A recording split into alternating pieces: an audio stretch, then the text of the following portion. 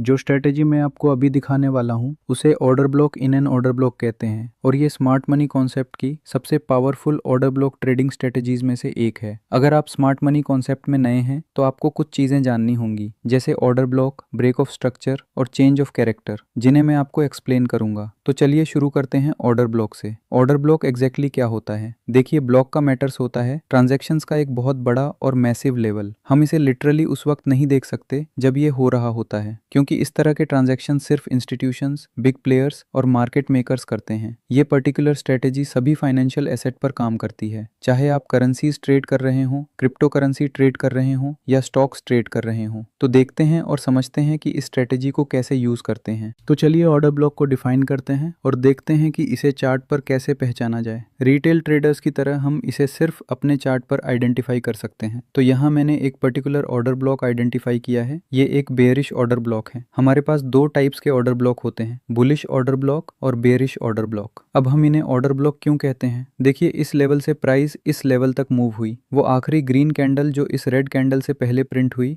और जिसे red candle ने कंप्लीटली इनगल्फ किया, वही हमारा बेयरिश ऑर्डर ब्लॉक है। ये बेयरिश ऑर्डर ब्लॉक इसलिए है क्योंकि ये वो आखिरी ग्रीन कैंडल थी जिसने ये डाउन मूवमेंट कॉज की। और यहाँ हमारे पास बुलिश ऑर्डर ब्लॉक है। ये बुलिश ऑर्डर ब्लॉक इसलिए है क्योंकि ये वो आखिरी ग्रीन कैंडल है जिसने बुलिश मूवमेंट कॉज की। मैं आपको जल्दी ही दिखाऊंगा कि इसे प्रॉपरली कैसे आइडेंटिफाई करते हैं, चिंता मत कीजिए। और अगर आप स्मार्ट मनी कंसेप्ट के बारे में और जानना चाहते हैं तो आप चैनल पर प्लेलिस्ट की सारी वीडियोस देख सकते हैं। तो चलते हैं अगली चीज पर, यानी ब्रेक ऑफ स्ट्रक्चर और चेंज ऑफ कैरेक्टर। इस पर्टिकुलर चार्ट पर मैंने ब्रेक ऑफ स्ट्रक्चर और change of character map out किया है, सिर्फ आपको एक्सप्लेन करने के लिए। तो यहाँ हमारे पास एक डाउन ट्रेंड है। हम ब्रेक ऑफ स्ट्रक्चर को डाउन ट्रेंड में या अप ट्रेंड में दोनों जगह देख सकते हैं। ये एक डाउन ट्रेंड है जहां हमारे पास सीरीज ऑफ लोअर लोज और लोअर हाईज हैं। इस ट्रेंड में कंटिन्यूएशन की विलिंगनेस दिखती है, जिसे हम ट्रेंड कंटिन्यूएशन कहते हैं। हर पॉइंट पर हम टेल को आइडेंटिफाई करके अपना स्ट्रक्चर मैप आउट करते हैं। आप देख सकते हैं ये विक और ये विक, और फिर प्राइस उस विक में पुश करके एक नया लोअर लो बनाती है। इस पॉइंट पर हम कहते हैं कि ब्रेक ऑफ स्ट्रक्चर हुआ।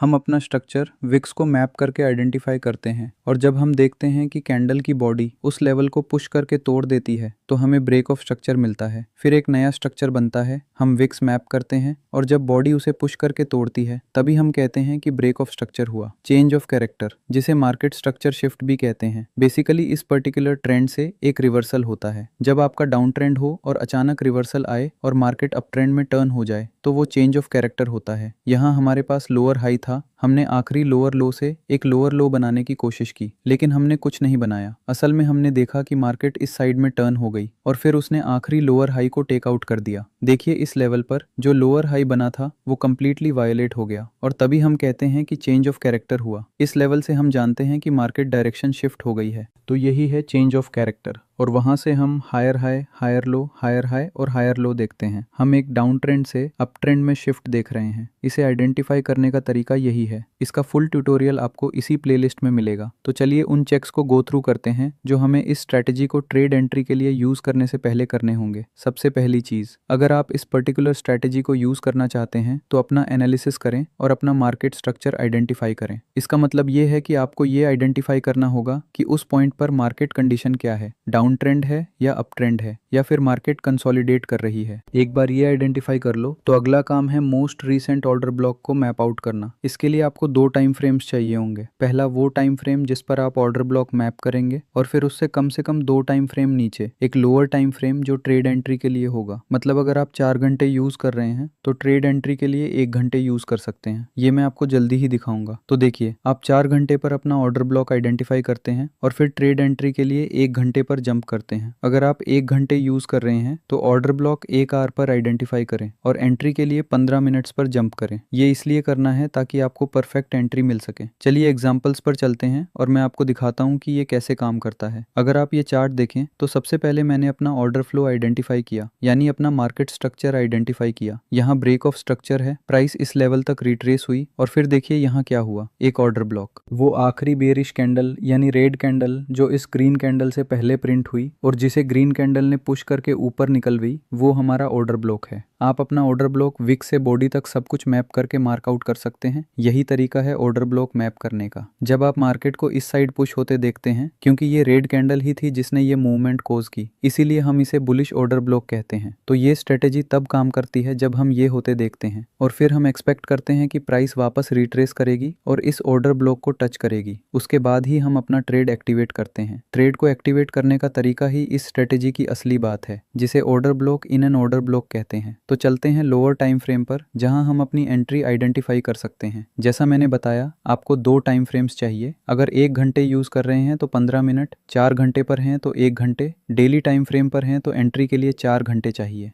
तो चलते हैं 15 मिनट टाइम फ्रेम पर। अब देखिए 15 मिनट पर क्या दिख रहा है। याद रखिए 1 घंटा पर हमने ऑर्डर ब्लॉक मैप किया था। यही वो ऑर्डर ब्लॉक था जो हमने मैप किया था और हम एक्सपेक्ट कर रहे थे कि प्राइस इस ऑर्डर ब्लॉक पर वापस रिट्रेस करे, उसके बाद ही हम ट्रेड एक्टिवेट करेंगे। लेकिन हम सीधे ट्रेड एक्टिवेट नहीं करते, क्योंकि देखिए 15 मिनट पर क्या हो रहा है। क्या आप जानते हैं कि यहाँ से यहाँ तक की पूरी मूवमेंट एक डाउन ट्रेंड थी। हम देख सकते हैं लोअर लो, लोअर हाई, लोअर लो, लोअर हाई, लोअर लो। और ट्रेडिंग का रूल ये है कि ट्रेंड के अगेंस्ट ट्रेड नहीं लेते। तो इसके साथ केयरफुली ट्रेड करने के लिए आप देख सकते हैं break of structure, break of structure और फिर लोअर टाइम फ्रेम पर चेंज ऑफ कैरेक्टर। यही वो एकमात्र समय होता है जब हम कह सकते हैं कि हमारा lower time frame higher time frame के साथ एडजस्ट और सिंक्रोनाइज होने की कोशिश कर रहा है। हमारा हायर टाइम फ्रेम जो हमारा रेफरेंस और एनालिसिस का टाइम फ्रेम है, अप ट्रेंड में है। ये रिट्रेसमेंट एक डाउन ट्रेंड है। आप कैसे जानेंगे कि डाउन ट्रेंड खत्म हो गया? इसका एकमात्र तरीका है जब आप चेंज ऑफ कैरेक्टर देखें, जब हम आखिरी रीसेंट लोअर हाई को टेक आउट करें। देखिए यहाँ जो लोअर हाई बना था उसे हमने टेक आउट कर दिया। याद रखिए आप इसे टेल मैप करके आइडेंटिफाई करते हैं और फिर बॉडी उसे पुश करके तोड़ देती है। अब जब भी हम किसी इंस्टीट्यूशनल रेफरेंस पॉइंट पर वापस आते हैं, इस केस में ऑर्डर ब्लॉक पर, याद रखिए order block in an order block, यही इस स्ट्रेटेजी का नाम है। देखिए ये लोअर टाइम फ्रेम पर उस ऑर्डर ब्लॉक पर वापस रिट्रेस हुआ, एक बुलिश ऑर्डर ब्लॉक। इस केस में ये रेड कैंडल, मैंने इसे मैप किया और फिर प्राइस आई और इसे टच किया। यही वो मोमेंट है जब आप अपना ट्रेड एक्टिवेट कर सकते हैं। एक बार जब आप यहाँ से ट्रेड एक्टिवेट कर लेते हैं तो आप देख सकते हैं ये मैजिक की तरह काम करता है। स्टॉप लॉस हमेशा इस टाइम फ्रेम के नीचे रहता है। अब अगर आप हायर टाइम फ्रेम पर एंट्री के लिए स्टॉप लॉस यहाँ रखते हैं तो मुझे लगता है ये बहुत ज़्यादा ओवर रिस्किंग है। तो अपना रिस्क कम करने के लिए मैं लोअर टाइम फ्रेम पर जाता हूँ और लोअर टाइम फ्रेम के ऑर्डर ब्लॉक को यूज़ करके स्टॉप लॉस इस रेड कैंडल के ठीक नीचे रिस्पेक्टफुल लाऊं। देखिए ये रेड कैंडल इसके ठीक नीचे और मेरी एंट्री यहाँ है। जैसे ही प्राइस इस ऑर्डर ब्लॉक को टच करे,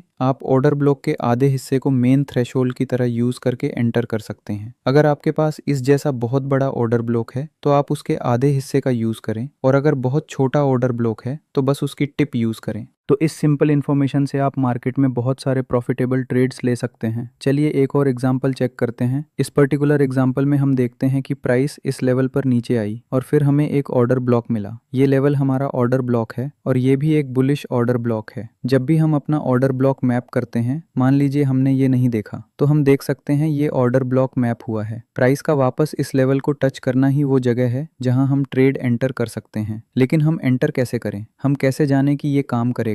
तो अब हम लोअर टाइम फ्रेम पर जंप करते हैं। ये 4 घंटे ऑर्डर फ्लो है, भूलिए मत। ये हमारा एनालिसिस का टाइम फ्रेम है। फिर हम लोअर टाइम फ्रेम पर जंप करते हैं, यानी 1 घंटा, जो हमारा एंट्री का टाइम फ्रेम है। देखिए रिट्रेसमेंट में हमने लोअर लो, लोअर हाई, लोअर लो, लोअर हाई देखा और फिर हम कोई नया लोअर लो नहीं बना पाए, बल्कि चेंज ऑफ कैरेक्टर हुआ। हमने इस लेवल को, यानी जो लोअर हाई बना था, उसे टेक आउट किया और फिर प्राइस इस पर्टिकुलर ऑर्डर ब्लॉक पर वापस आई। ये वो आखिरी रेड कैंडल थी जो अपवर्ड मूवमेंट से पहले डाउन साइड पर ट्रेड हुई थी। प्राइस उस पर वापस आई और यही हमारी एंट्री है। कितनी अमेजिंग है ये इन्फॉर्मेशन जो ट्रेड लेने के काम आती है। Order block in an order block, हमारे पास हायर टाइम फ्रेम का ऑर्डर ब्लॉक था और फिर लोअर टाइम फ्रेम का ऑर्डर ब्लॉक था। अगर आप सिर्फ इस इन्फॉर्मेशन को यूज़ करें तो मैं आपको एश्योर करता हूं कि आप मार्केट में बहुत अच्छा कमा सकते हैं। तो इस स्ट्रेटेजी को यूज़ करने के लिए इसे प्रैक्टिस करिए, प्रैक्टिस करते रहिए। जैसे ही हायर टाइम फ्रेम पर ऑर्डर ब्लॉक दिखे, लोअर टाइम फ्रेम पर जंप करें, कम से कम 2 टाइम फ्रेम नीचे, फिर अपनी एंट्री देखें। जैसे ही चेंज ऑफ कैरेक्टर दिखें, उस पर्टिकुलर लेवल पर ऑर्डर ब्लॉक देखें और आप उस पर्टिकुलर ट्रेड के लिए तैयार हैं। काश मैं आपको और एग्जाम्पल्स दिखा पाता, लेकिन ये आप खुद भी कर सकते हैं। अपने चार्ट पर जाइए और देखिए कि इस पर्टिकुलर स्ट्रेटेजी को कैसे यूज करना है। अगर आप स्मार्ट मनी कॉन्सेप्ट के बारे में और सीखना चाहते हैं तो ये आपके लिए सही जगह है। मैं कोशिश करता हूँ कि ये सारी चीजें आपके लिए जितना हो सके उतना सिंपल बना सकूं, ताकि आपको इस तरह की इन्फॉर्मेशन के साथ ट्रेड करने का लग्जरी मिल सके। और हाँ, अगर आप इन सब चीज़ों को और बेहतर तरीके से सीखना चाहते हैं तो हमारा टेलीग्राम चैनल ज्वाइन ज़रूर करें, वहाँ लर्निंग और भी आसान हो जाएगी। इस वीडियो को लाइक ज़रूर करें और अगर आपको इसमें वैल्यू मिली हो तो सब्सक्राइब करना याद रखें। अगली वीडियो में मिलते हैं। Happy trading.